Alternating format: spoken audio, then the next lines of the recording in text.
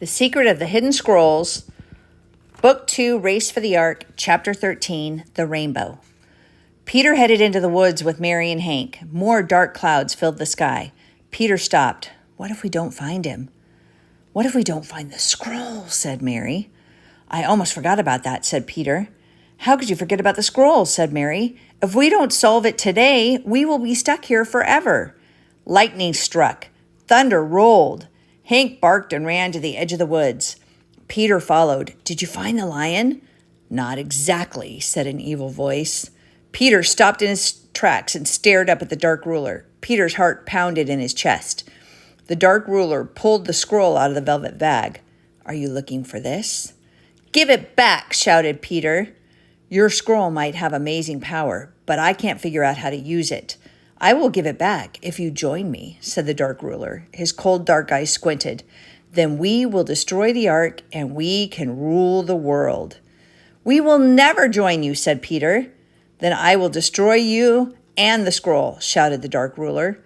Roar! The lion crashed through the trees and stood face to face with the dark ruler. No, cried the dark ruler. Roar! The lion leapt at him. You will not stop my plan, the dark ruler dropped the scroll and swung his staff at the lion. It sent the lion rolling. The lion shook its golden mane and stood on its massive paws. A bolt of light sliced through the sky. It hit the dark ruler and knocked him back into the woods. Then the bolt of light transformed into Michael. He drew his blazing sword. I thought I might see you, said the dark ruler. You will not win, shouted Michael. Who's going to stop me? We are. Michael spread his mighty wings and flew straight at the dark ruler. The lion leapt and joined Michael. Sparks flew from Michael's sword. Branches snapped under the lion's powerful claws. It was a blur of fur and light and darkness. Woof, woof. No, Hank, said Peter. Stay here. Hurry, said Mary. Get the scroll. Peter picked up the scroll. Then he turned and headed toward the ark, with Mary and Hank close behind. As they ran up the hill again to meet Noah, Peter heard roars and hisses echoing through the woods. Then it was completely quiet. Peter looked up as the thunder rumbled in the sky. A jagged fork of lightning lit the darkness, and rain began to fall. Quick, on the ark! Come with us, Noah shouted, standing at the top of the ramp. We can't, said Mary. But you will drown, said Noah. God will help us, said Peter. God started to shut the door of the ark. Wait, the lion, shouted Peter. The huge door continued to shut. Roar! The lion bolted out of the woods. He made a mighty leap into the ark as the door was closing. The rain fell more quickly and water rushed from cracks in the ground. What are we going to do? Said Mary. We have to solve the scroll, said Peter, or we will drown. Peter looked down the hill toward the city. Water crashed through the city walls. It rose and covered the temple of the snake. We have to hurry, said Peter. The flood is coming. He unrolled the scroll. We need the last word, Mary said. Her voice was shaking. Trust God, he will rescue Noah, said Peter. Nothing happened to the scroll. Trust God, he will rescue animals, said Mary. Nothing happened. The water reached Peter and Mary's knees. It rose above their shoulders. Hank paddled in the water. Peter and Mary struggled to stay afloat. The rain pounded harder.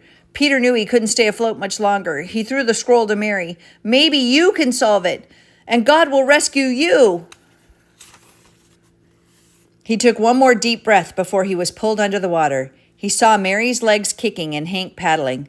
Then Peter saw something glowing above the water. He struggled to the top one more time. Mary was holding the scroll above the water. Peter had solved the last word. Trust God, he will rescue you. The water whirled in a circle away from them. Peter, Mary, and Hank stood soaking wet and safe back in the library. Just like the last time, the red seal transformed into a gold medallion. It was inscribed with the shape of the ark. Great Uncle Solomon raced into the library. What happened? Peter told Great Uncle Solomon about their amazing adventure. He told him about all the animals and how huge the ark was. Mary told him about the temple of the snake and the dark ruler. Hank shook and water flew everywhere. Great Uncle Solomon wiped his glasses with his shirt. That is an amazing adventure. Peter pulled the journal out of the leather bag. I wrote all about it in your journal. I just hope Noah and his family are okay, said Mary. Great Uncle Solomon went to one of the shelves in the library and grabbed his big red Bible. Let me tell you the rest of the story, he said. He told them how it rained for 40 days and 40 nights. Then Great Uncle Solomon told them how the ark landed on top of Mount Ararat. But Noah and his family and the animals had to wait a whole year for the water to dry up before they could get off the ark. They were in the ark for a whole year, said Mary. Yes, said Great Uncle Solomon. I'm glad we packed so much food in there, said Peter. Yes, said Great Uncle Solomon. God made sure they had everything they needed. Peter turned the page of the Bible. He told them that Noah's family and the animals got safely off the ark, and God made a rainbow in the sky as a promise to never destroy the earth with a flood again. It was like a new beginning for God's creation, said Great Uncle Solomon.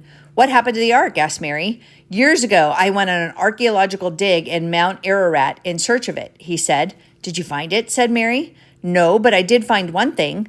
What? Said Mary. Wait here, said Great Uncle Solomon. He came back with something wrapped in a red cloth. When he unwrapped it, Peter gasped. Great Uncle Solomon was holding a rusty hinge. Can I see it? Asked Peter. He turned the hinge over and rubbed some dirt off the back. The initials TC were engraved there. This is the hinge we bought from Tubal Cain for the ark door, Peter said. Great Uncle Solomon stared for a moment. I knew it. The ark was real. Of course it was, said Peter. You just need to trust God. Mary looked out the window. Hey, it stopped raining. Hank ran and got his ball to play. Let's go outside, said Great Uncle Solomon. They walked out the front door. Peter pointed in the sky. Look, there's a rainbow. He smiled as he thought of Noah and his family seeing the first ever rainbow in the sky. Peter looked at Mary. He wondered where their next adventure would take them.